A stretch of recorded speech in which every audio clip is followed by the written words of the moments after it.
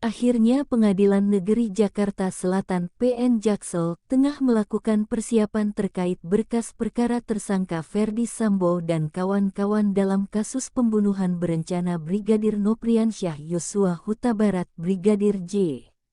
PN Jaksel diketahui pernah menangani sejumlah kasus-kasus besar yang menjadi perhatian masyarakat.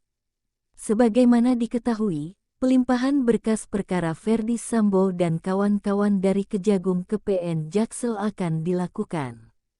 Pihak PN Jaksel pun sudah melakukan persiapan-persiapan mulai dari administrasi penerimaan hingga koordinasi pengamanan persidangan.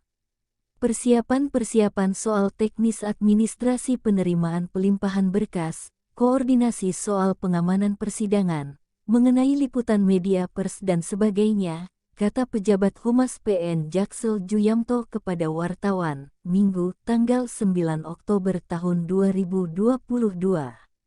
Juyamto menerangkan pihaknya mendapat informasi, bila tidak ada perubahan, pelimpahan berkas Ferdy Sambo ke pengadilan akan dilakukan Senin tanggal 10 Oktober tahun 2022 besok.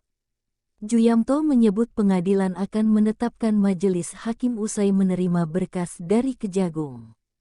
Pelimpahan Senin kalau tidak ada perubahan. Majelis hakim akan ditetapkan setelah penerimaan berkas dari Kejaksaan, kata Juyamto. Adapun dalam kasus ini ada 5 orang yang ditetapkan sebagai tersangka. Mereka ialah Ferdy Sambo, Putri Chandrawati, Kuat Ma'ruf, Bribka Riki Rizal, dan Barada Eliezer. Kasus berikutnya ialah dugaan merintangi penyidikan kasus pembunuhan Brigadir Yosua. Ada 7 orang yang menjadi tersangka, yakni Ferdy Sambo, Brigjen Hendra Kurniawan, Kombes Agus Nurpatria, AKBP Arif Rahman Arifin, Kompol Baikuni Wibowo, Kompol Cak Putranto, dan AKP Irfan Widianto. Namun, bukan kali ini saja PN Jaksel menangani kasus yang menjadi sorotan publik. Berikut ini deretan kasus-kasus yang pernah ditangani PN Jaksel. 1. Pelecehan seksual di JIS. Perkara heboh terkait pelecehan seksual di Jakarta International School (JIS) pernah disidangkan di PN Jaksel pada 2014. Kelima terdakwa yang merupakan petugas kebersihan JIS dijatuhi vonis di PN Jaksel. Mereka dinyatakan bersalah dan terbukti melakukan aksi kekerasan seksual terhadap siswa Taman Kanak-kanak TK di JIS. Dari 5 terdakwa, hanya Afriska Setiani alias Ica yang divonis 7 tahun penjara. Sedangkan 4 terdakwa lain adalah Agun Iskandar, Zainal Abidin, Virgiawan Amin, dan Syahrial divonis sama, yaitu 8 tahun penjara. Namun, vonis denda serta subsidiar untuk kelima terdakwa sama, yaitu denda 100 juta rupiah dan subsidiar 3 bulan kurungan penjara. 2. Terorisme Abu Bakar Ba'asyir.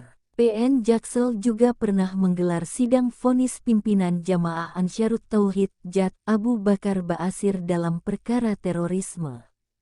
Ia divonis 15 tahun penjara oleh Hakim Pengadilan Negeri Jakarta Selatan pada 2011. Ba'asyir terbukti telah merencanakan dan mengumpulkan dana untuk tindak pidana terorisme, dalam hal ini untuk pelatihan militer di Aceh. Dana yang digelontorkan ke Aceh oleh Ba'asyir disebut jaksa mencapai 1,39 miliar rupiah. Saat itu, Ba'asyir dijerat dengan dakwaan primer pasal 14 junto pasal 9 UU tentang pemberantasan tindak pidana terorisme. Subsidiar 14 junto pasal 7, lebih subsidiar 14 Jo pasal 11, lebih subsidiar pasal 15 Jo pasal 9, ke bawahnya lagi pasal 15 Jo pasal 7, ke bawahnya lagi pasal 15 Jo pasal 11, terakhir pasal 13 huruf A. 3. Penembakan Laskar FPI di KEM 50 Tol Cikampek. Perkara penembakan Laskar FPI di KEM 50 Tol Cikampek juga pernah digelar di PN Jaksel. Saat itu Bribtu Fikri Ramadan dan Ibda M. Yusmin Ohorela dituntut jaksa 6 tahun penjara terkait perkara ini. Jaksa meyakini keduanya bersalah melakukan pembunuhan dan penganiayaan yang menyebabkan kematian dalam kasus KEM 50.